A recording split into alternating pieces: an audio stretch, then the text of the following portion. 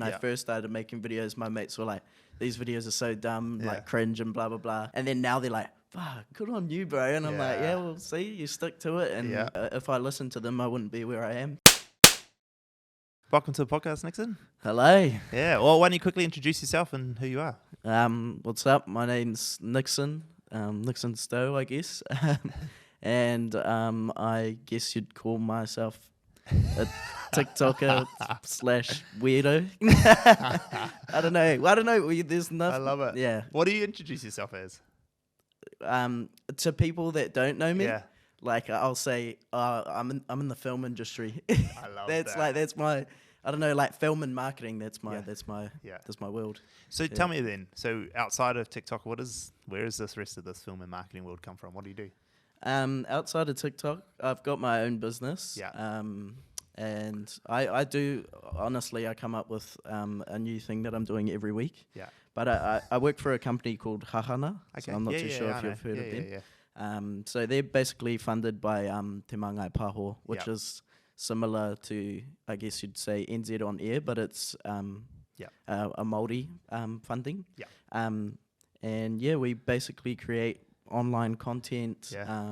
I help direct videos, film videos, all over the show. Sometimes I'm a sound guy. Sometimes so it's pretty cool because it's something different every day. Yeah. But yeah, that's kind of like my main thing that I do. Yeah. And then I also make content for brands similar to what you guys do. Yeah. Then I have my influencing that I make content for my personal brand. Yeah.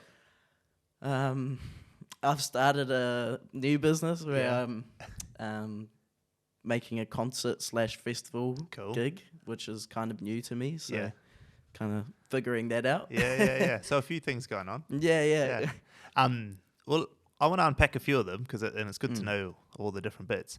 But firstly, let's take me back to like when this world started for you. Not just like TikTok, but just like content creation, making videos, making, as you say, film and media.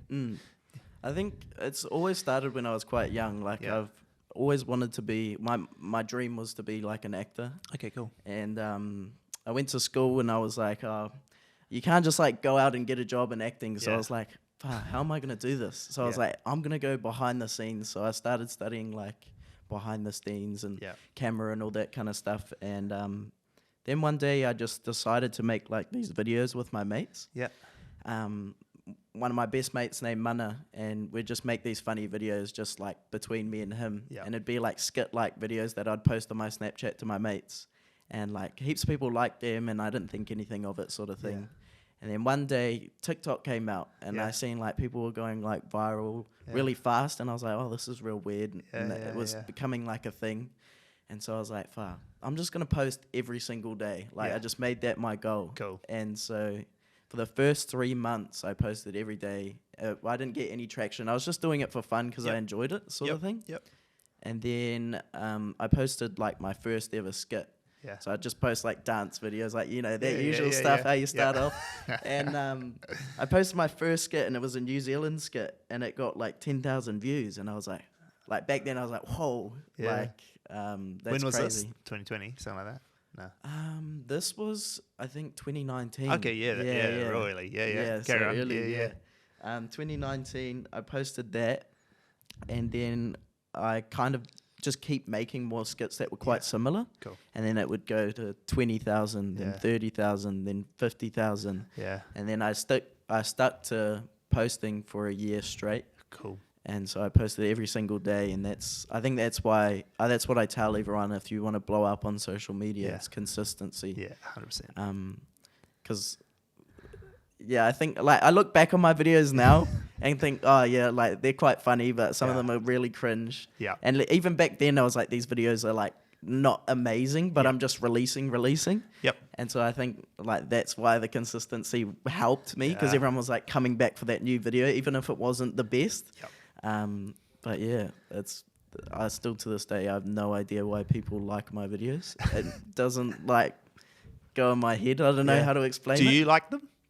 I do. I like them now. Yeah. I think back then it was more just like I was just on this massive grind. But I think I look back on it and I go like, whoa. Yeah. all that content I created was actually really cool. Yeah. And like, I think it's just cool to look back on all that kind of content that I made and just like see how much of a, I guess, dick I was, you know, like, but yeah. Yeah. How much, what were some of the numbers then from like that for that year of posting, like from a follow account, let's say, what would that sort of went to and from, you know, like how much did you grow by? So I grew from, in that first year, I think it was 0 to 300,000 in a year. Yeah, crazy. And so, but like it was just more like between 1,000 to 2,000 followers every day, sort of thing. Yeah. And just consistent. Yeah.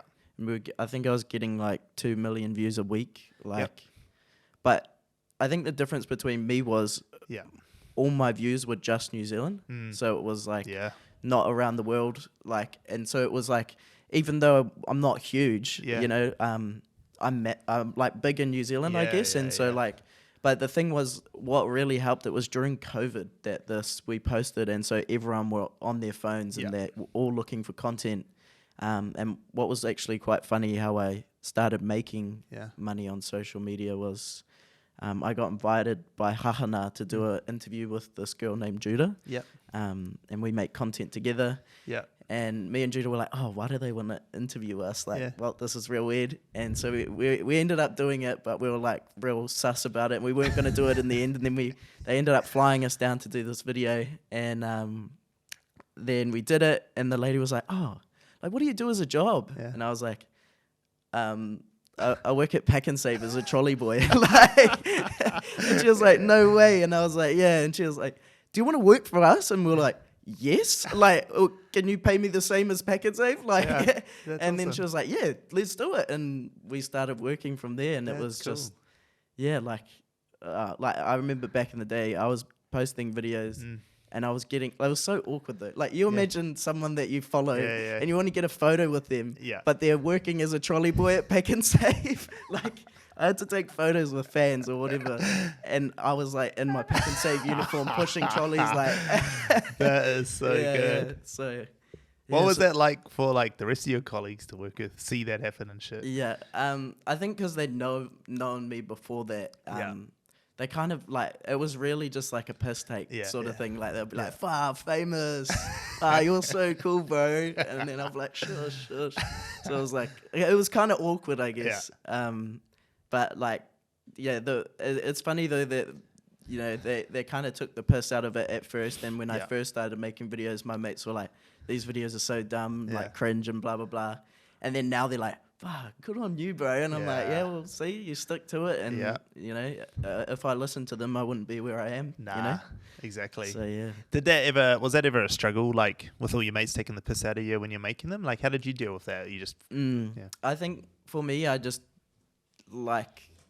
I don't know, I just don't care. Like, you know what I mean? Like, sometimes I get hate on my videos, like, you know, and I kind of take it more as compliments. Like, I don't...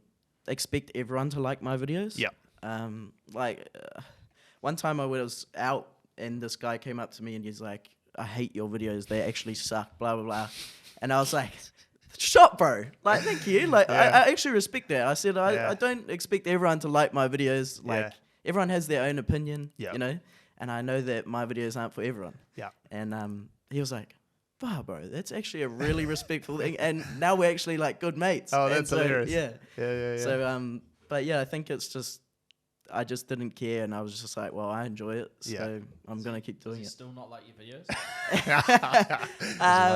He likes some of them sometimes. Yeah. But it's good to have someone that, you know, keeps you grounded, I guess, in the end. Yeah. It is a funny thing like that, eh? Like, I know... You know, we'll have all these people watch our videos, both attention seeker and mine, and yet, like, I can barely get my family to watch them, or like my mates from school are just like, bro, what the fuck? Why are you all over social media? Even though they've seen the business grow and all this shit, they're just like, nah, you're a dick, bro. Like, you're a dick, get off social media. Oh, you gonna say something? That's just why I was like, that's still like some of the like I think. When I make my videos, I'm like, oh, this is funny. And then sometimes I go back and watch them and go, oh, this is really bad. But then, like, people love them. So that's, like, the reason why I'm like, why do some people love me? And then I'm like, it doesn't make sense in my head. But I'm Yeah. like, thank you guys because I enjoy making it. So Yeah. that's at the end of the day, you know. That's all that matters, right? Yeah. Like if you stopped enjoying it, then you'd have a problem. Yeah. And now you're trying to force something for another reason, right? Yeah. As opposed for liking it. Tell me about Hahana, like, and that world that opened up. So that was in 2020. You got that role? 20. Yeah. Okay. What's changed since working with them? Like, well, how's that job changed or the trajectory of what you've been able to do? Yeah, I mean, it's changed a lot. Like, it's really showed me like how, because I met so many people through that industry, and like we get to meet so many amazing, cool people that are within the industry. And I think in this industry, it's more about who you know. So it's like that kind of world. So I think it was really cool because at that time, before I got the job, I was going to go study film. Yep. And then they offered me the job, and she was the lady that offered me the job, Vicky. She said, nah, don't go to that school. Stuff that. We'll give you the same qualification, basically, working for us, and you get paid. And I was like, all right, sign me up. So, I think it's changed a lot. And, like, I love Hahana for doing that and letting us come in. But, like, you know, I think it's also changed the world of Te Māngai Pāho, like, you know, bringing them into TikTok, and they've enjoyed it and seen how amazing it is, sort of thing. Because we grew that TikTok page in the lockdown, so within 3 months, from 0 to 100,000 followers, just me and Judah making content, and like it was real cool because it's a we're helping people learn Te Reo Māori, and like me and Judah, we can't speak fluent Te Reo Māori, and it was like taking a journey with our fans and our following to learn with us. And it was kind of cool to be able to, like, we had like parents come up to us like in the streets and be like, oh my God, like my son's learning Te Reo Māori from you guys, and like he didn't want to learn it in school and now he does. And it was like, whoa, like that's cool, then it's going back to my like why like, but it's pretty cool to see things like that. That's epic. When you talk about that, like not being able to speak it fluently, like how's that journey been for you yourself? Like I guess must be learning more Te Reo and stuff like that. Like how's that journey been? It's been good. It's quite, I don't know how to word it. It sucks like that. I wasn't like brought up and I learnt that. And I think how me and Judah kind of say it is like we started making these Māori videos with speaking Te Reo on it, and what's it called? Like we'd pronounce words wrong, like sometimes.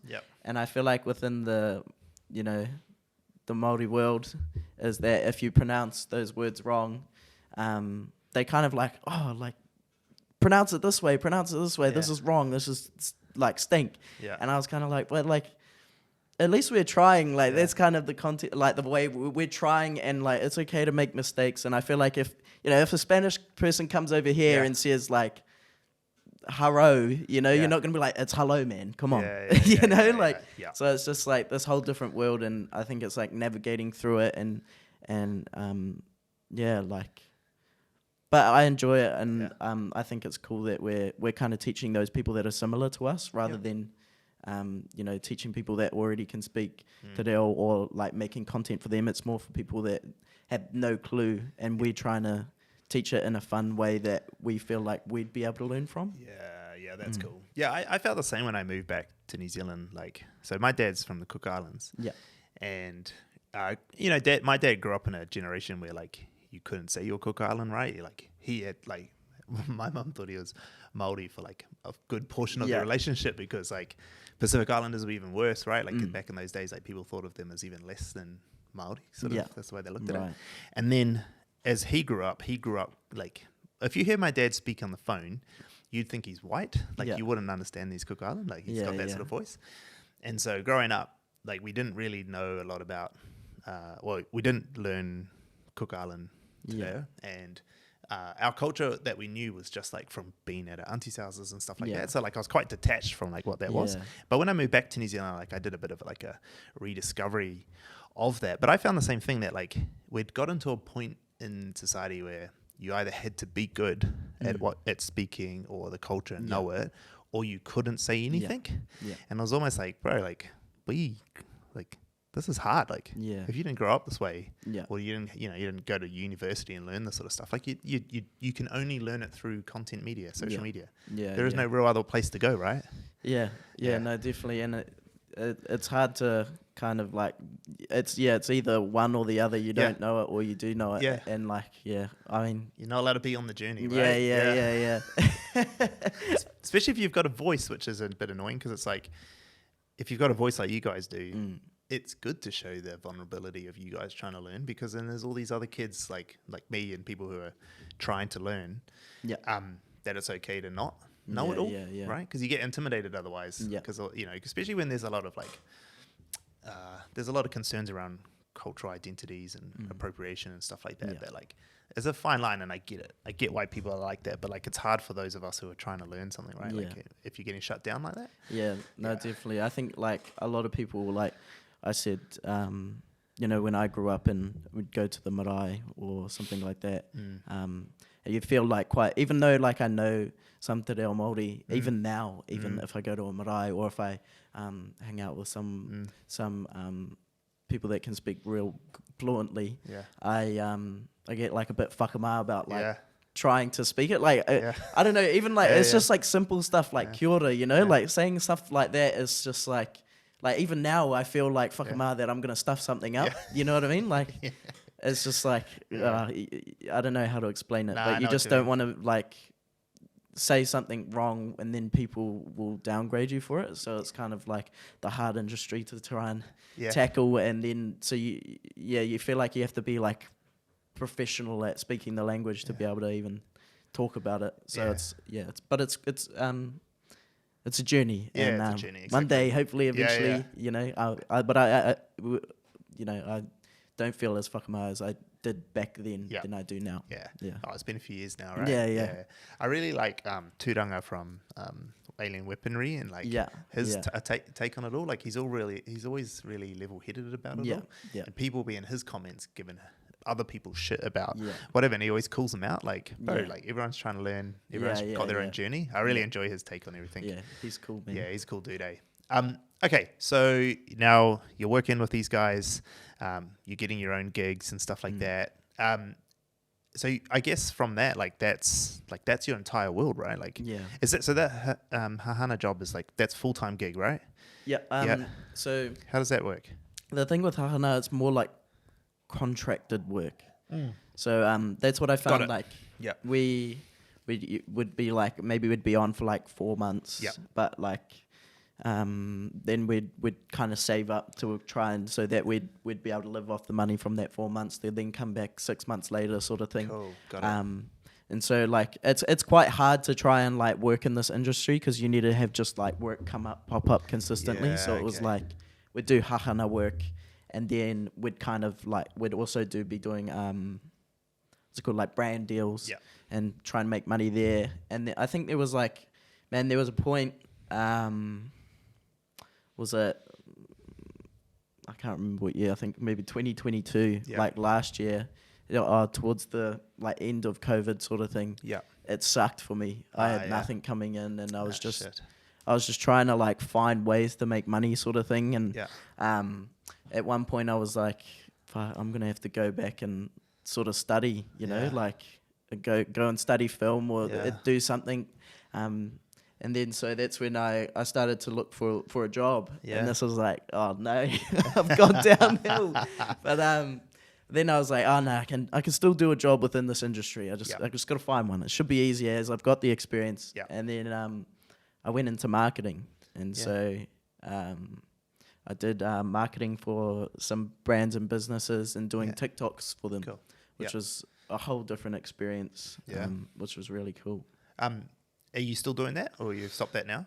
I've stopped that job now. I'm back working with Hahana, doing some stuff there. Then I have I think like from that instance of me not having that work was my mind went running, and I was like, okay, how can I make money? And so like, because this industry is quite cool where you get like really big lump sums of good money.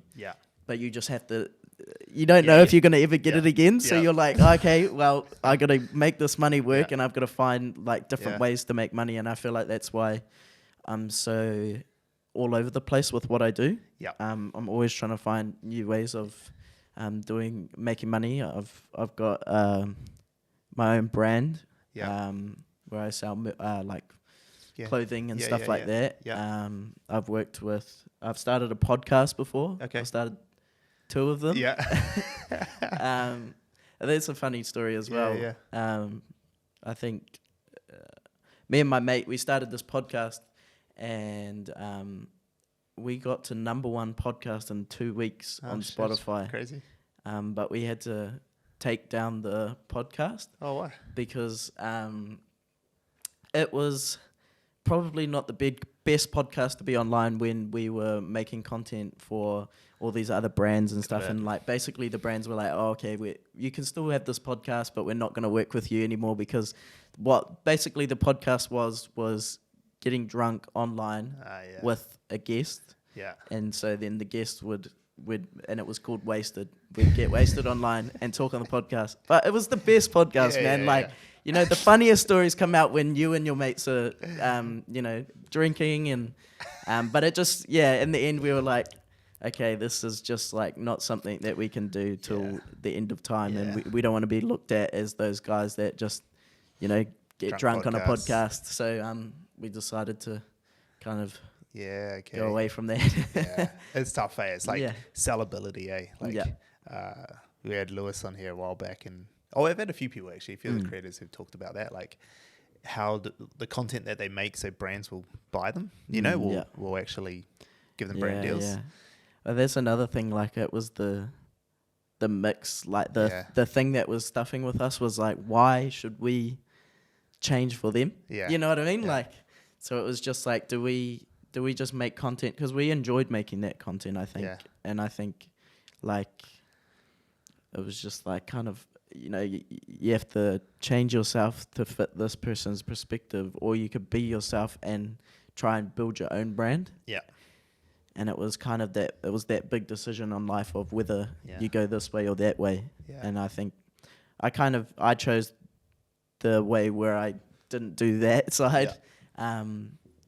But I think I said, well, I can always go back to that if I really wanted to. Yeah. I think for now, just try out this side first. Well, it's that thing, right? In business and in life, like when, unfortunately, like our world runs on money. So like when you're out there trying to build a career, if you're dependent on the money, on the paycheck, then you have to change who you are dependent on where that paycheck comes from, right? Exactly. And until you can make the paycheck come from yourself, you can't change that. Yeah. And it's like, for me, it was like one of the reasons I went out on my own is that I wanted to be able to do whatever I wanted. And like we have understandings in the team about like there's different brands that we have. So there's my brand and the Attention Seeker brand, and there's my brand on TikTok versus my brand on LinkedIn. Yeah. And you don't want to confuse the audience of who your brand is. So that's why we don't do things that's different for each one. Yeah. But like we had a conversation internally the other day about like putting certain content out on profiles, like where people are wondering if we should censor stuff in the team. Yeah. And my view was that like, well, no, this is like why the fuck I started this business in the first place, that if I want to put something out, I want to put it out. As long as it aligns, like as long as it doesn't stray too far from the core brand principles and values. Yeah. Like it would be weird to have like a really polished cooking video on Taz, right? That would be weird. But that's super wholesome, but that would actually probably be detrimental to us. We'd have to still do a cooking show that was in our style. Yeah. But the same thing, like we have podcasts. I mean, the podcast that came out 2 weeks ago is with the girls, the OnlyFans girls. And like it still aligns because of the way the conversation was out. But there's a part 2 to that. Yeah. Which is way more R18. Yeah. And that just won't work very well on mine. Like it's not talking about their challenges through growing a business and stuff like that. So it doesn't align with the brand. Right. But like we still want to be able to put it out. And people are concerned like, oh, what if we don't get some of these deals that we're going for at the moment? It's like, well, then we probably don't want to work with those customers anymore. Yeah, exactly. And that's my hit to take, because at the end of the day, these guys still get their salary. I'm the one who doesn't get the profit. But like, it's that point of until you can free yourself from wherever else the paycheck comes from and be okay with losing that money, you can't do whatever you want. It's just that it's one of those shit things, right? So then that leads me into like where you're going next, because you said you got some merch and you're trying to do stuff, and but you've also got this festival style thing that you're doing. So tell me a little bit about that and what you're trying to do with it. With the festival, it literally just started a couple of weeks ago. It was me and my friends. My friend was like, "Oh, well, I'm keen to do a Halloween party," and I was like, "Oh yeah, right, that'll be mean." Yeah. And I was like, "Wow, we should get like an actual DJ to come to like your house and like perform. Like I can hit up the bow, sort of thing." And he was like, "Oh yeah, that's cool as. Let's do that." And I was like, "Oh, like how many people do you reckon we could get?" And he was like, "Oh, I don't know, like maybe like 50." And I was like, "Oh, okay, yeah."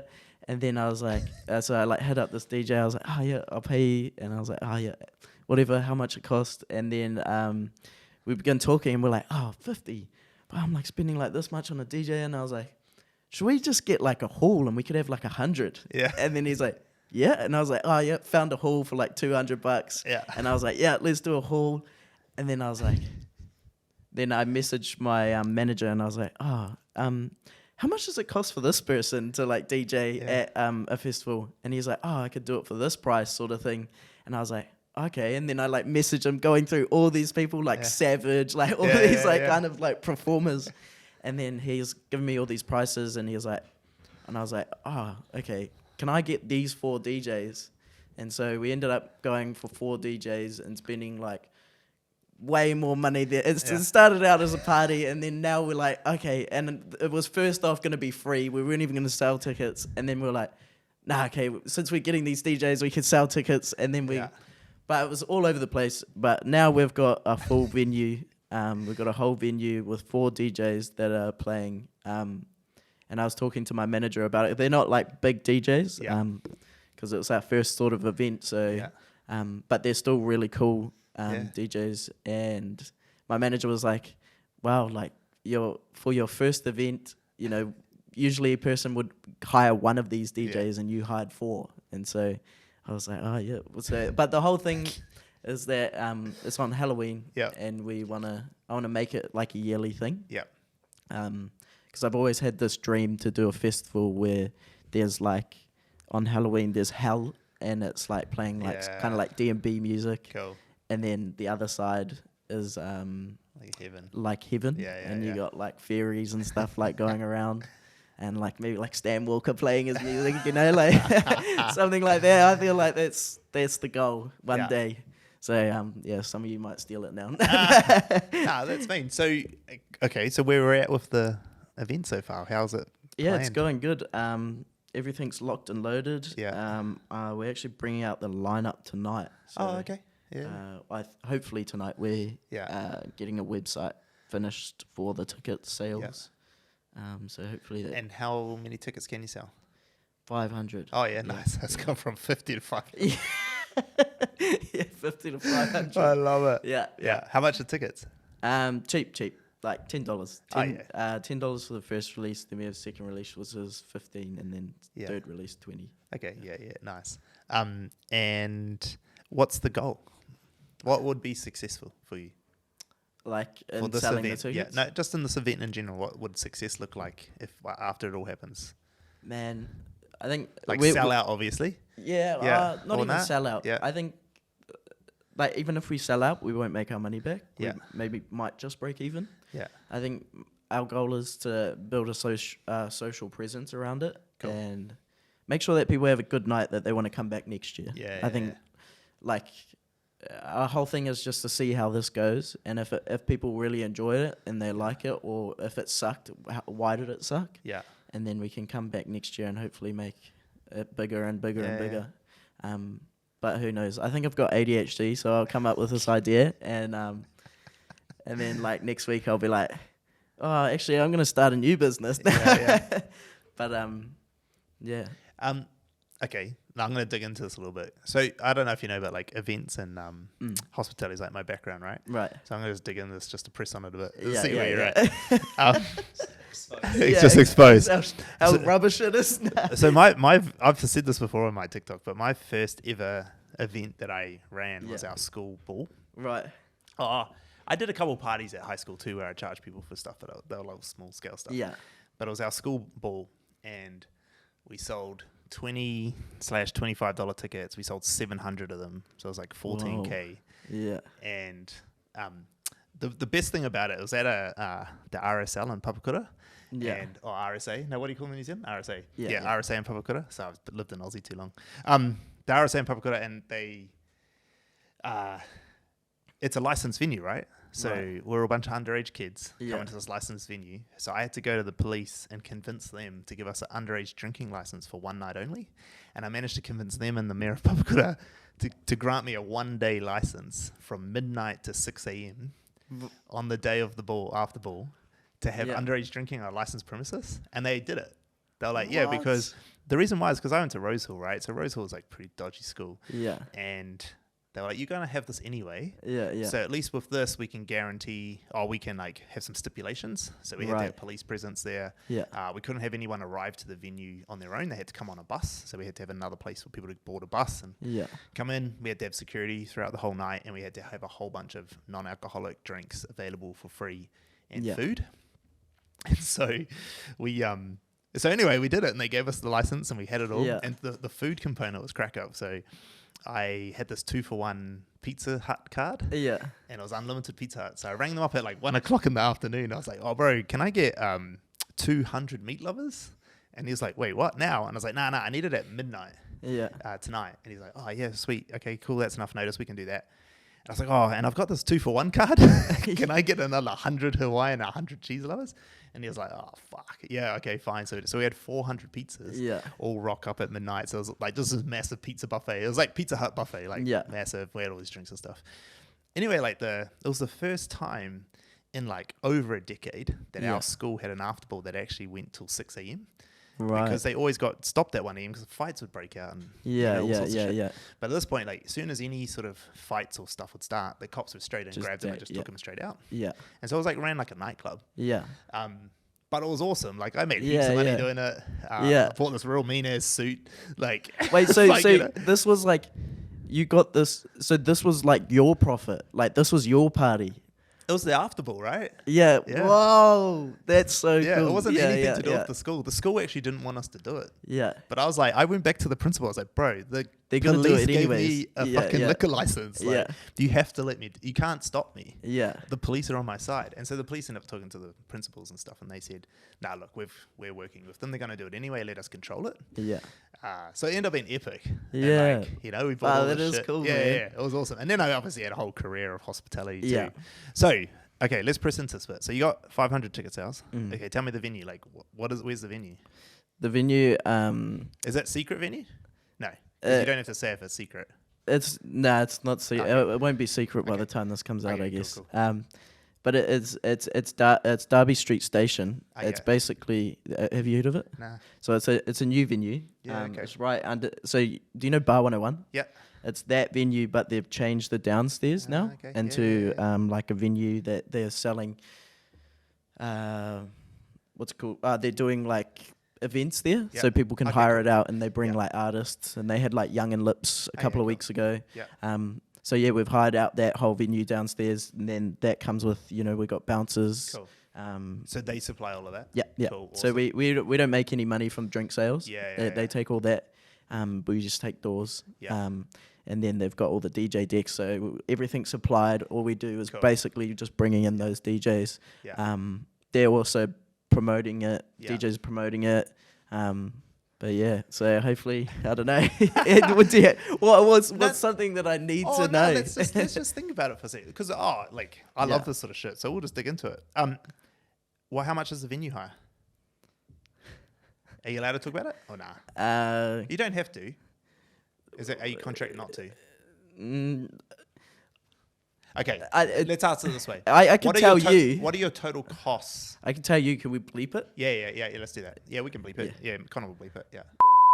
Oh yeah, good. Okay, cool. Yeah. Okay, so that's a reasonable cost. Yeah. And so, what about the DJs? We can bleep it too. We can bleep that too. DJs, we got total. A cheap price because they're mates. Yeah. Total plus GST. Oh, so realistically, and what other costs do you have on the night? That's it. Oh, so realistically, you make some profit. Yeah.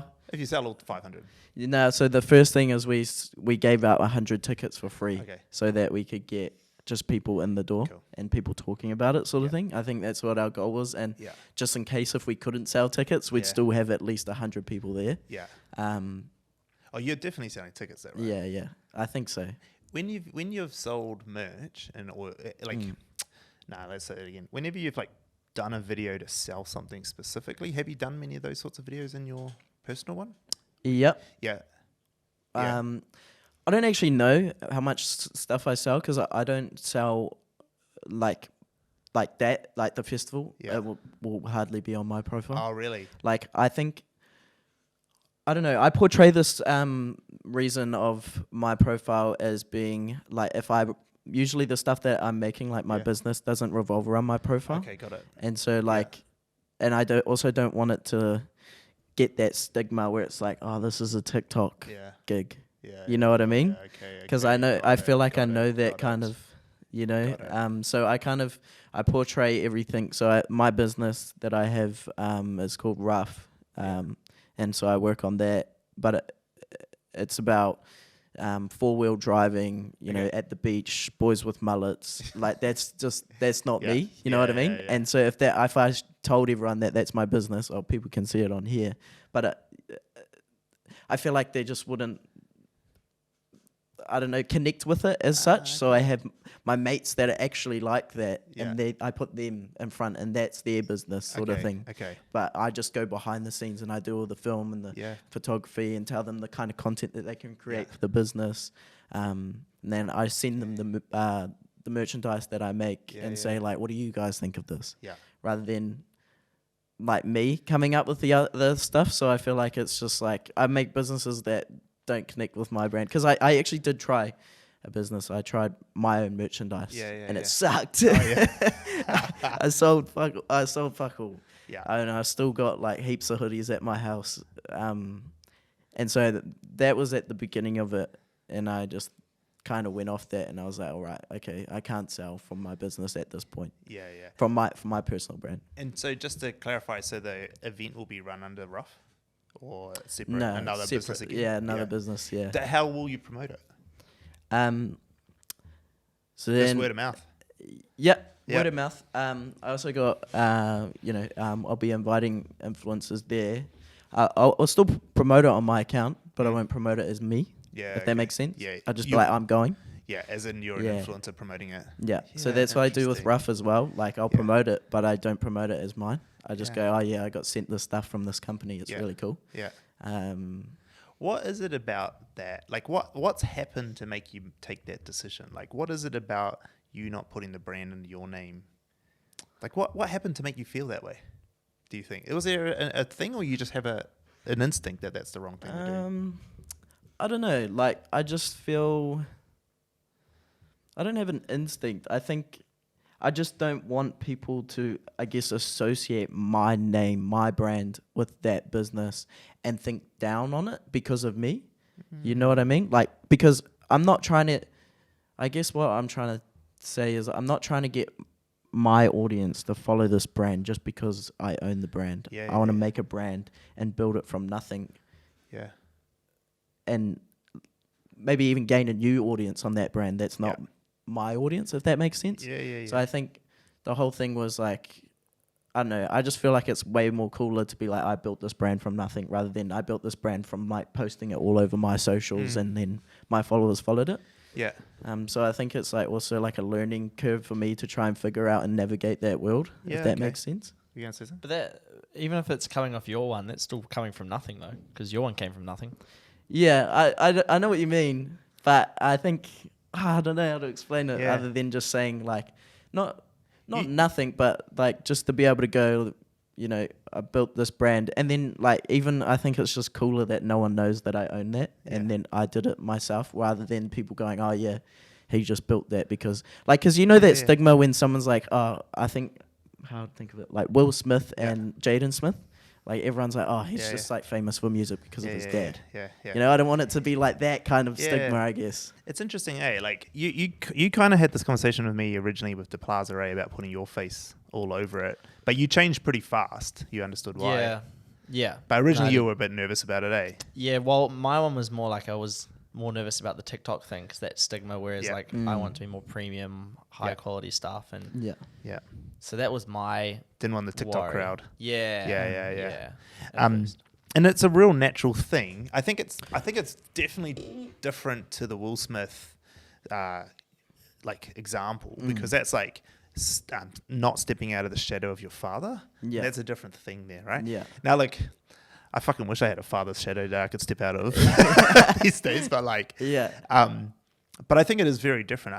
I think there's a difference between that and what you're trying to do because yours is your own shadow, right? So it's coming out of you. Yeah. But I think the difference actually is that you can sell out on this profile and just like thrash pushing the other one. Yeah. Which like for Connor, he didn't actually with the Plaza. You barely talked about it on your personal one, if at all. I didn't talk about it all. At all. So his personal one, but he now wears it all. But what he did do is put his face all over the De Plaza one, his clothing line. Yeah. And so he had the two different Yeah. brands. People like say it and they put two and two together. Like they're always, people are smart. They're always going to put two They always will together. figure it out. Yeah, they're going to figure it out that I own Rough as well. Yeah. So it's just, I don't know, like I just felt like that my face wasn't the face for that brand itself. Yeah. And so my friends were more the face that made sense for that brand. Yeah. For people to actually connect with the audience that we were trying to reach, if that makes sense. Yep. Like if I put 100%. my face on it, they're just going to go, what the hell, this guy's like makes skits for TikTok. Yeah. He's not a 4-wheel drive truck kind of mullet dude, even though I haven't. But that's how you break that though, because Yeah. like that would have been the same as like Instagram, right? When that started, he's just putting out posts on Instagram with photos of him in the weekend. Like, it all starts like that. Even this, like this started. Imagine how much worse this was. Like when I say this TikTok, like 2 years ago, what people would say compared to now, like it's already changed, and then another 2 years it'll change again, and then it'll just be like Instagram. It'll just be normal. Yeah. It's like, you know, it reminds me of this conversation is Lee Hart. You know Lee Hart, that guy, the comedian? Just go Lee Hart. You'll know him when you see his face. He plays a character called That Guy. I don't know if he's on TikTok. It's Leigghart. So his brand is Wakachangi. Yeah. You know the beer and chips, Wakachangi? This guy. Like, go up. Wait, This Too guy. sure. So this guy's like, he used to be on all the TV shows back in the day, right? It's a pretty shit image of him. Just go back and hit. Wakachangi is there's a beer, and then the Changi chips.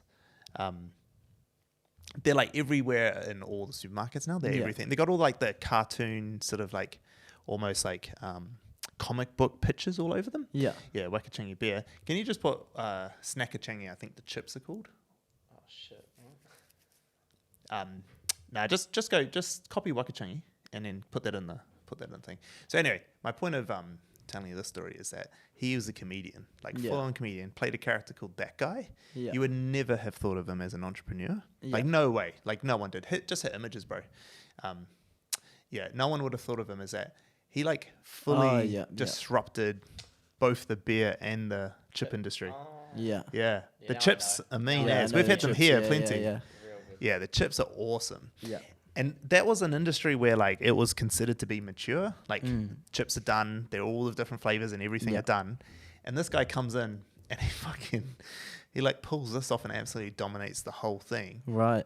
But he definitely told people it was him. He didn't, but he's not on any of the Wakachangi or Snackachangi promos. Yeah. But he's told a story through different ways that it's him.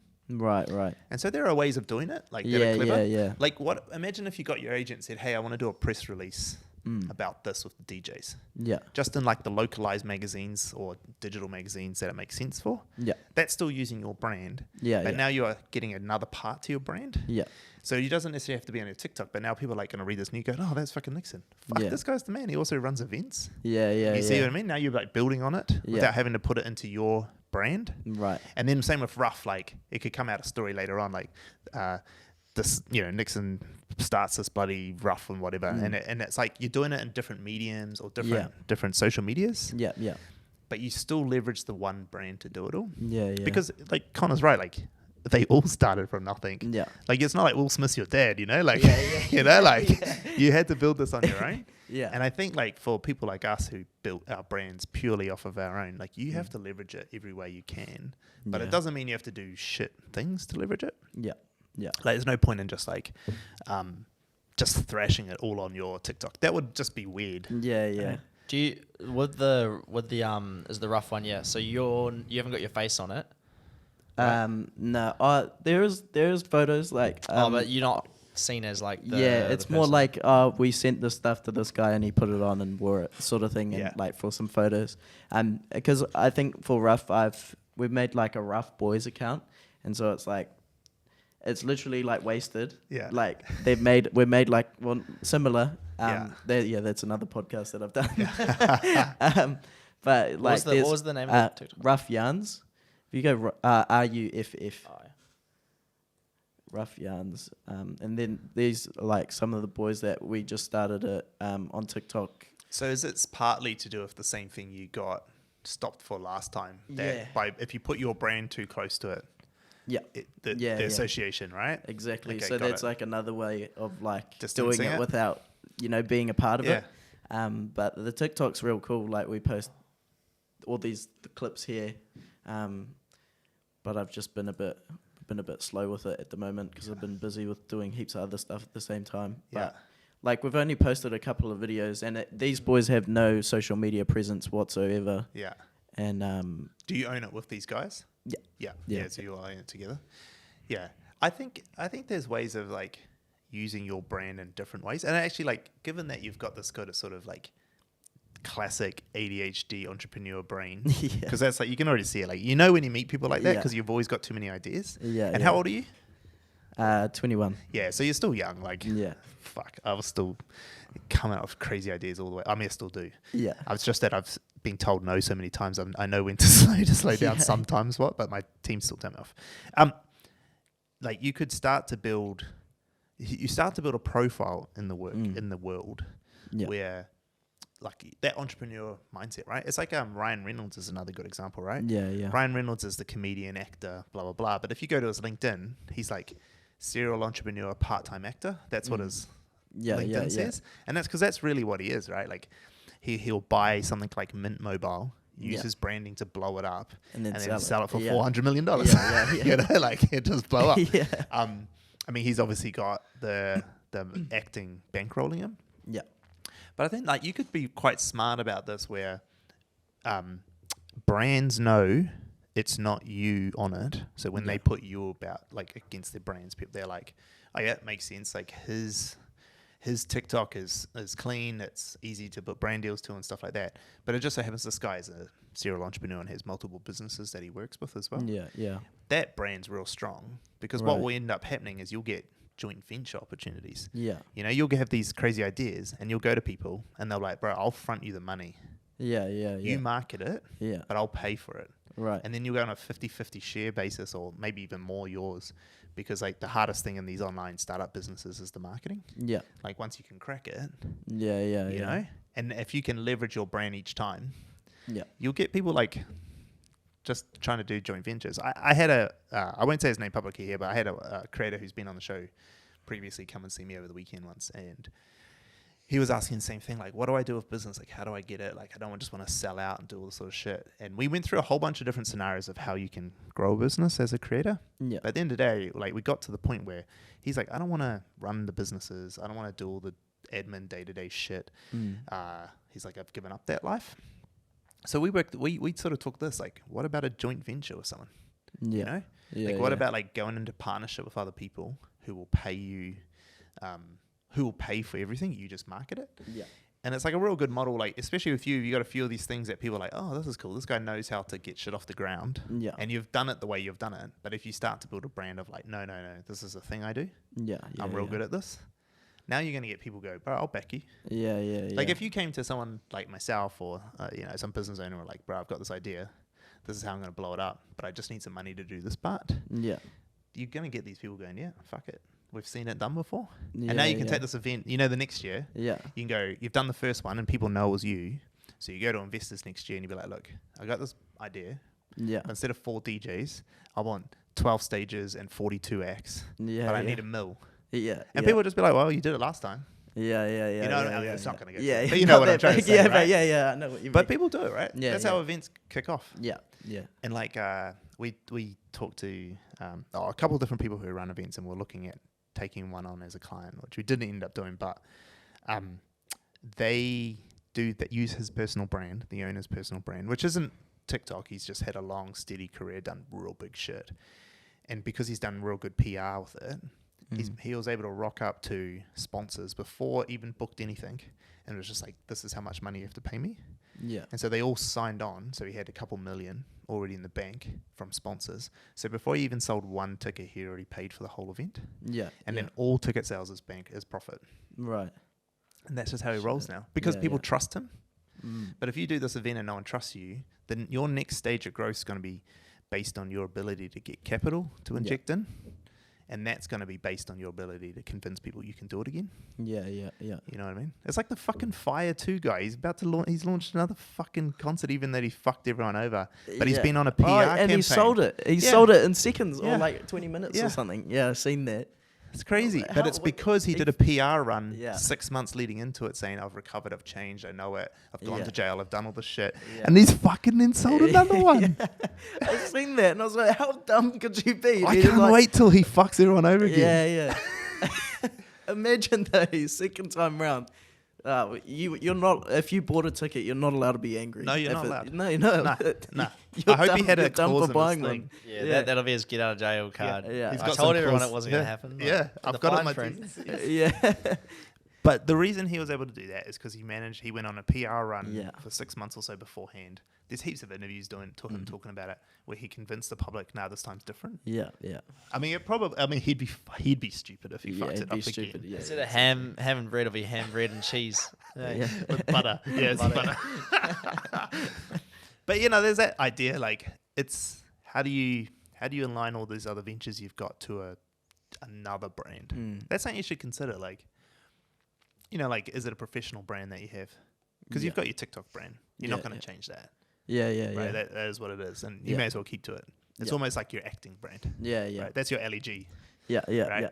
But then, like, is it like a LinkedIn thing? Or is it a different Instagram or something else that's like, Nixon the entrepreneur? Yeah. When we say this sort of stuff, like, how does that make you feel? Because we've sort of just been like, shut up, bro, you need to do this. Yeah. No, it does make a lot of sense. I don't know. I guess like that is like a way that I could definitely go, and I see I see how it works, like definitely how you explain it. But I think like I don't know, like because I think also is because of my ADHD mindset is like I'll start this and then like I haven't done stuff for this in like 2 months. And so like, but then like if I did this every single day, shit, they would be big. You know what I mean? Yeah. I just like then I get like distracted by something else. Like now I'm doing stand-up comedy next weekend, and I just ripped my first stand-up comedy set last weekend, and I was like, fuck. I told my mum the other day, I was like, Mum, I'm gonna be the best stand-up comedian in New Zealand. She's like, fucking, you told me that you're gonna be the best actor and the best this and the best that and the best festival person, and I'm like, yeah, well, it changes every weekend. That could be your brand. Just be like, I'm the best at everything. And then every single month you're trying something new. It's like Theo, but like instead of pretending to be every other job, he just does every other job. So I think, it's, I don't know. I guess. So I'm the same, right? Like I used to be like that as well. I still am. Like these guys will rein me in from my ideas all the time. Like we got a meeting in 3 weeks with our business coach, and every time we do that, like I have to pull the pin on shit that I've wanted to try start. We've pulled the pin on heaps of projects that we've been trying to start because I keep coming up with other fucking ideas. Yeah. And then these guys are like, "What the fuck, Stan?" Like, Yeah. But I'm better at it than when I was your age. Right. And one of the reasons I got better at it is because I learned how to delegate really well. Yeah. Like I learned how to like understand that like 80% of it is going to get done by 20% of the work, right? So like something like this, like most of it could get done pretty easily. Like, like AI could do most of your editing on this these days anyway. So like you can get most of it done pretty simply. And then it's like, okay, now how can I delegate that work to someone else? Could you find someone to edit this really affordably for you online? Yeah, definitely. And then someone else to post it all for you. I already used the Autopod. Yeah. I'm sure you guys use it. We used to have a whole switch thing. Do you use it for the social cutter? Is that the one? Yeah. I use the Autopod that But I only film with one camera, Yeah. and then I just zoom in, Yeah. and then do the autopod, and it cuts it so that they're separate. And then all I need to do is just find the best clips and cut them, and then put them up. Oh, so you find the best clips yourself, not using autopod? No. Yeah. Oh yeah, we do the exact same. We don't use the social cutter one that pulls the shorts out Oh for you. no, It can we do have that. to actually find the clips. Yeah, we do that as well. And then you have to like edit them to make them more fast. And Yeah. Well, that's it, right? Like, how do you delegate the responsibility of this so that it does keep going? That's what I had to do, because I'm the same. And then I'll get it set up, or I'll put something else, or someone responsible, and I'm on to the next thing. Because I'm like, I get bored too easily. Yeah. But like the thing is, I'm like so excited at the beginning. I'm like, "Fuck, this is gonna be so mean." Same. And then like it starts to work. Yeah. Like it's always when it starts to work, I go, Yeah. "Oh no, let's do something else now." Claire, my partner, always says to me, like, when things are going well, she tries to hide the matches, because she's like, Stan's gonna start burning everything down. Like, as soon as everything gets stable, she's like, fuck, Stan's gonna set it on fire. And so like throughout this last 4 years building this business, it's been a constant like back and forth between her and I, of her saying like, if I'm like starting to chill, she's like, this isn't good. Like, you can't settle.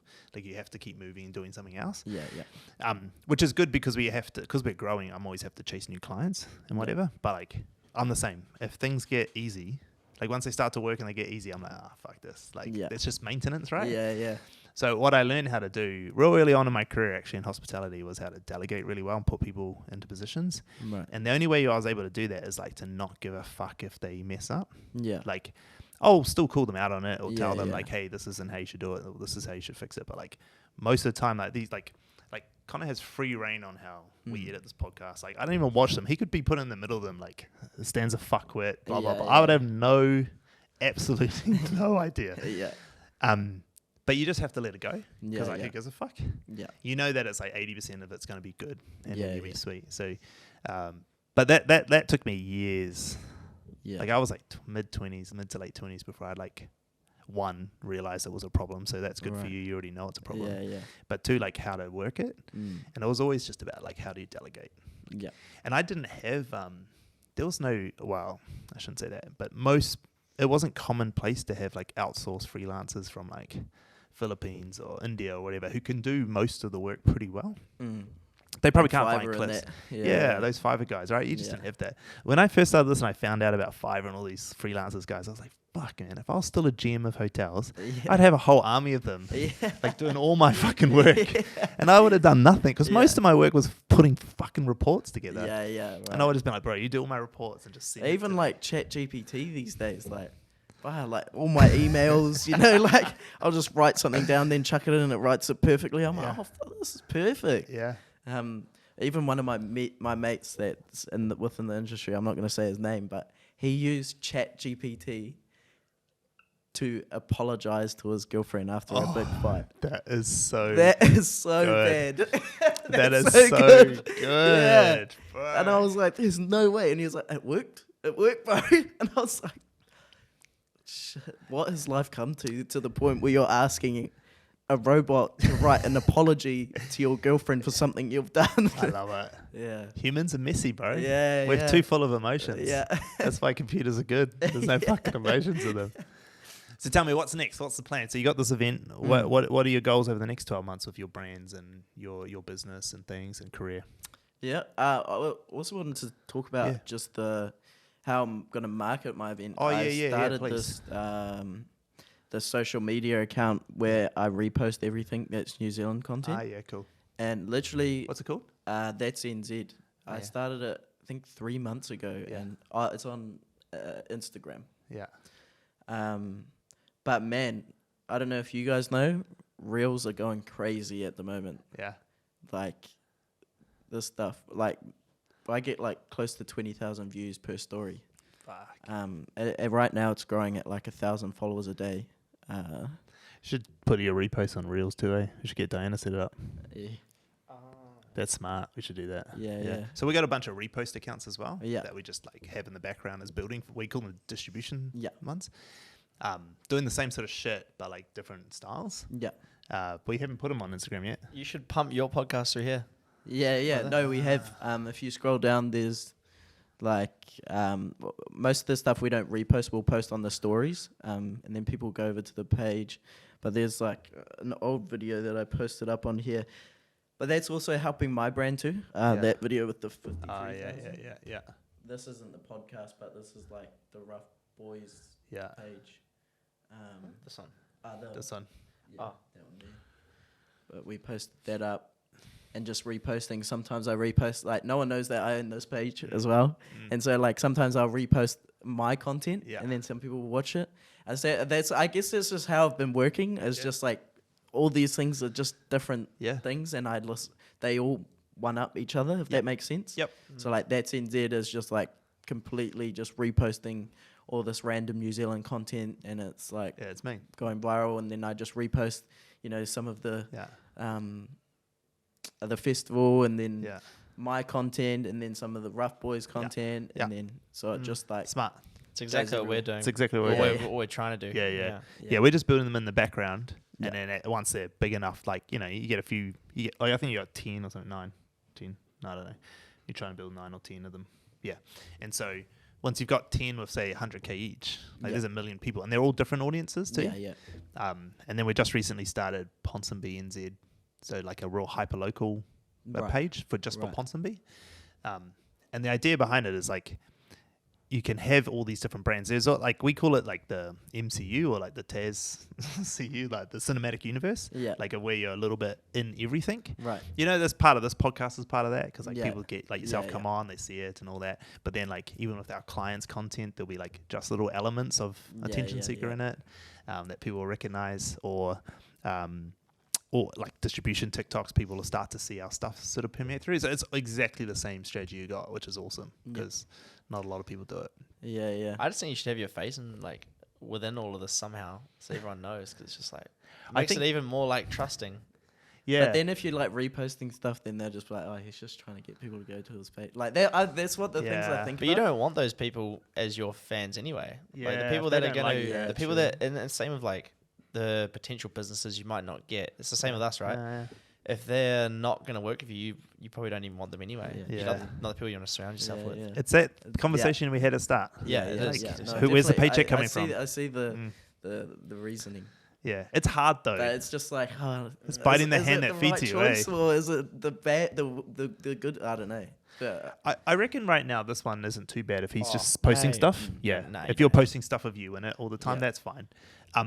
I think like podcasts like this where people start to hear, this is the PR route, right? Yeah. Because anyone who watches this is like, oh, that's fucking Nixon, he does this, right? Yeah. And so there'll be certain people who know. Yeah. But they'll only be like the deep lore guys who really know everything, and those guys love you anyway. Yeah. Because the guys who follow you to everything love everything you do. Yeah. So you can talk whatever, you can say whatever you want, and they're all got your back. Yeah. But yeah, I reckon this is the right model for this, because it's like us. Like we won't put our faces on ours, but we will repost videos with us in it. It's almost like this is the fan acquisition platform, and then all of the other stuff, all the stuff that's based on is the service stuff. Yeah. And you don't actually need to be on both, but they still work exactly together. And all these people do know, but all the new people, like they're only going to know if they really like you, and then that way they're not going to be the people that would talk shit or hate or whatever. Because Connor's got access to all the accounts, he goes and seeds his comments on his own videos, so he can reply to them.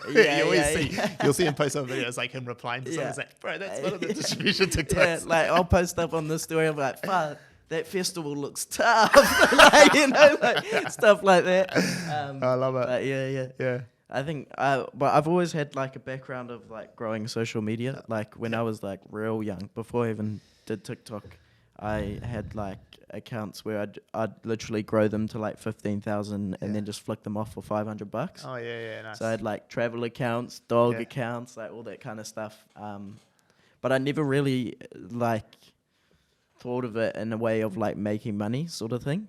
Or like making money through posting. Like I'd get hit up sometimes by like people, and they'd be like, I would give you $50 if you post our brand, and I'm just like, nah, fuck. I'll just sell the page for 500. Do people doing that on this? Sorry? Are people asking to post on this one yet? No. The page is like not old at all. No. So I think eventually people will. But like I was talking to my manager the other day, I was saying like this is a great page to have up as a page that you even handle. You know what I mean? Yeah. Just to be like, oh yeah, we can repost stuff on this if you pay this price. Yeah. But yeah, like most of the videos aren't, you know, brand worthy anyways. They're just like. But do you want to hear the strategy on how I get the viral content? Yeah. It's through TikTok. Yeah. I get the For You page, and all I like on the For You page is New Zealand content. Yeah. And then I get sent just New Zealand content that's trending. Yep. And then it just keeps coming through. Yeah, nice. And you just repost all that content, and it just goes on I love Instagram Reels. Do the videos on here, are they doing better than the originals, or like? Yep. Yeah. Sometimes, yeah. That's crazy, eh? Yeah. Because it's so hyper focused because it's all New Zealand content, right? Yeah, no, definitely. Like, it's most of the content that I do find as well is like content that I like as well. Yeah. Like, it doesn't even have to be viral. It's just like I'll get sent content on the For You page, and it's got like, you know, 2,000 likes, which is still good. Yeah. And then I'll post it up in there, and then like I think there's one video that I posted that had like 2,000 likes on TikTok, and I posted it on here, and it's got like 2.4 million. And it's like, yeah, but I think it's just like I think it's just the eye for it. I guess like when I've seen all the content, I kind of guess I know what's gonna work. Yeah. I kind of think that too. I've thought about that with like going through whenever I like a video. Or like a video, like a video I actually like. Yeah. You're obviously TikTok's feeding you stuff that you're of interest, right? But it's probably its whole algorithm works on the fact that if you like it, we're showing this stuff because other people who like the other videos like you like this as well. Yeah. Which means that if all of those are on one profile, which is what you've done, they would be a profile for a certain type of person. Yeah. And there's probably 20 million people who all think the same. Yeah. I think another reason why I love this page at the moment is because like the amount of famous people that like all the stuff on it is really cool. Because like I think half the Panthers from Aussie follow this page. There's like Sean Johnson's girlfriend, Taika Waititi, like all these cool people.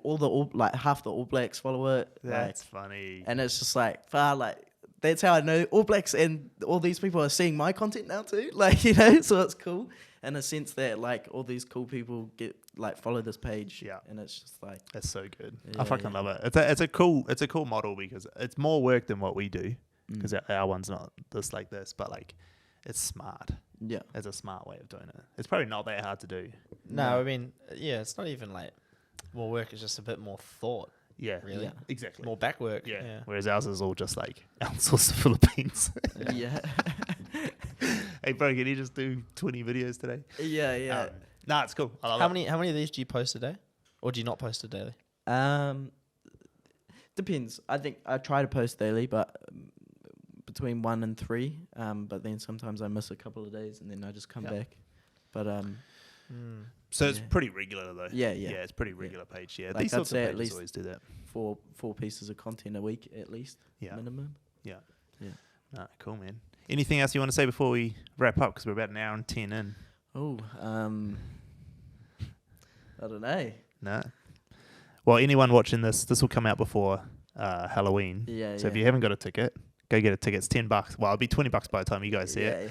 I actually might be sold out. Yeah. Oh, it's probably sold out. Yeah. No, I think it will be sold out. Cause we know a guy though. $100.